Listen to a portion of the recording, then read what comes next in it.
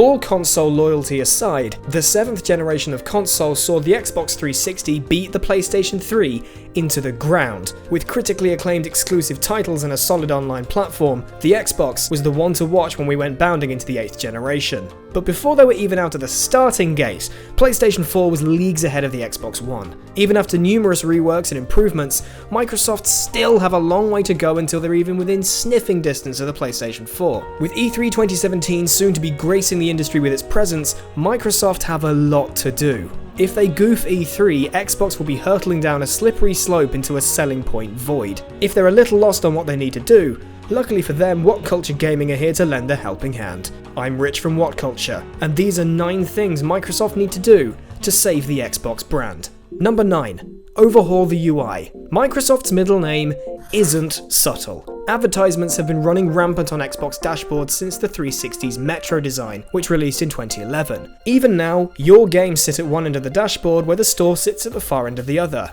In between, you get a plethora of louder and larger advertisements, making Xbox One's UI a disappointing sandwich with a filling you didn't order. Prior to Metro, browsing the store, changing settings, and even launching a game was a breeze. Now you have to slalom your way through a cacophony of unwanted mess. Delivering the user-friendly experience Microsoft keeps yammering on about has been swallowed up by the abyss of paid promotion. An overhaul is sorely needed. A folder you can dump all your unnecessary stuff in, similar to what you can do on a smartphone, would work a treat.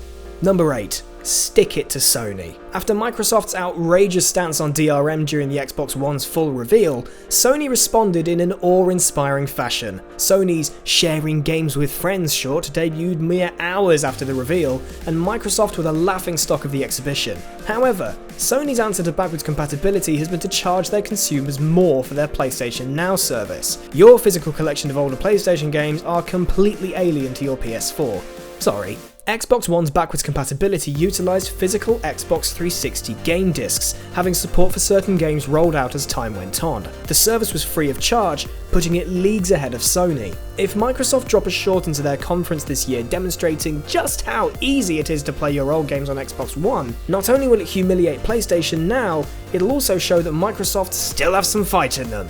Something both the consumers and the industry would really like to see. Number 7. Confirm the digital refund rumours. Similar to Steam's hugely appreciated refund service, rumours are rife that Microsoft will be rolling out a similar service for games on their digital marketplace. If this turns out to be true, this could be huge. Gone will be the days of getting jack back for a boxed game you didn't like. As long as you stick to the conditions of having less than 2 hours of game time and requesting a refund within 14 days of purchase, you're in with the chance of getting every penny back. Buying games on release is becoming more and more of a quality-related gamble. Incorporating an already hugely successful system onto the platform would reinforce Xbox One as a player-supportive platform. Look at the release of Batman Arkham Knight and No Man's Sky on PC. If the refund service wasn't available for those disgruntled PC players, the backlash could have been much worse. Number 6. Bring back Xbox Live Arcade and mandatory demos for every game. There was a time when you could try a game before you bought it. From anything AAA to indie, you have the opportunity to download a demo and try it out before you'd put £50 down. Nowadays, games are released to a completely blind consumer base, with only the trailers to go on. With many titles becoming more unstable upon release, most boycott any terms of pre-order and wait for initial reviews to come in before even considering a purchase. To keep their engagement with the consumer base up, Microsoft need to enforce playable demos for every game available on Xbox Live. Access to a small chunk of a new title shouldn't be limited to only those who can make it to the E3 show floor. Open the doors to the entire community and you can guarantee the pre-orders and day one purchases will increase. Number 5. Strengthen the brand itself. Since PlayStation have been romping around the industry for much longer, their back catalogue is known to many a gamer by heart.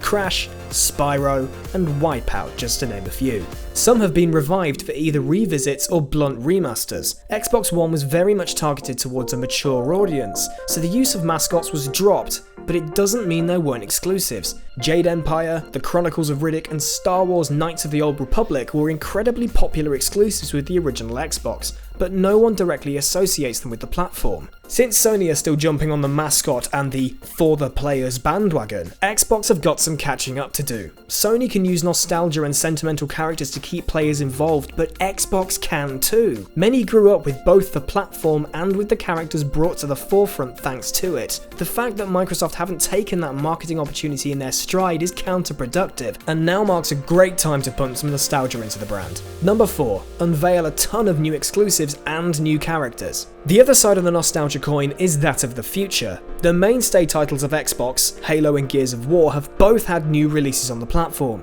only for them to meander around the fanbase, barely making a dent. As Sony have been dominating the sentimental cortex of their fanbase's brains, any attempt to bring the same feeling to the Xbox have been completely overshadowed, which isn't at all complemented by the lackluster collective of titles in Microsoft's arsenal. It doesn't mean Microsoft haven't tried to push out new IPs in the last few years. Take Sunset Overdrive, Recore, Quantum Break, and Titanfall. Microsoft did have a really good set of exclusives to pit against the PlayStation, but since the other titles really failed to take off and Titanfall sequels no longer exclusive, Microsoft need to bring several new IPs to the table once E3 rolls around. The foundation of a platform is built on exclusives, something that's slipping from underneath Xbox's feet. Number 3. Ditch HoloLens and focus on the games. Unveiling in 2015, Microsoft's blend of the real world and virtual reality took the world by storm. Seeing Minecraft projected onto a table was indeed impressive, but VR in the console market is still very much a gimmick, something Microsoft needs to avoid in order to look like they're really taking things seriously. Sony has the first-party side of things nailed down. Microsoft have been laying the foundations for a third-party centric platform with brilliant backwards compatibility and a potential digital refund policy. If Xbox can keep themselves from getting distracted by a VR outlet and can get big-name titles on board to help sell the platform, Microsoft might just start gaining ground on Sony.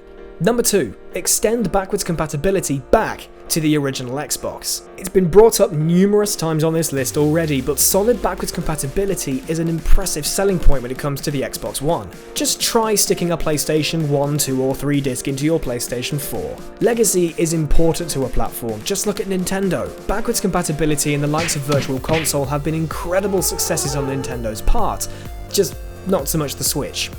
Yet. But Microsoft have had the opportunity to take that and take it even further. If they've managed to perfect 360 emulation on the Xbox One, how hard could it be to take it one step backwards?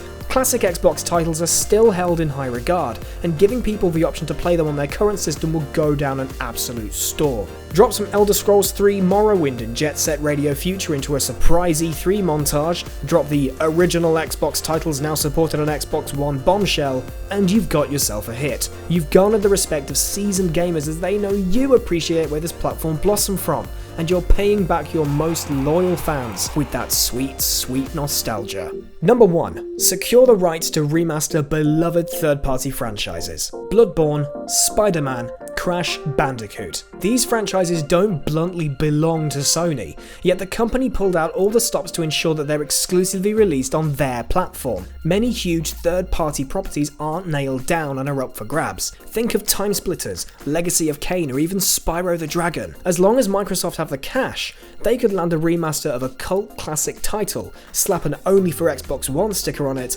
and watch the interest roll in. From Onimusha to Streets of Rage, if Microsoft want to push Xbox as the one platform you can do everything on, dropping a name that makes people lose their minds will cause the gaming market to gravitate towards you. The sheer amount of properties to choose from across the 2000s is practically endless. Just dunk your hand in and take your pick.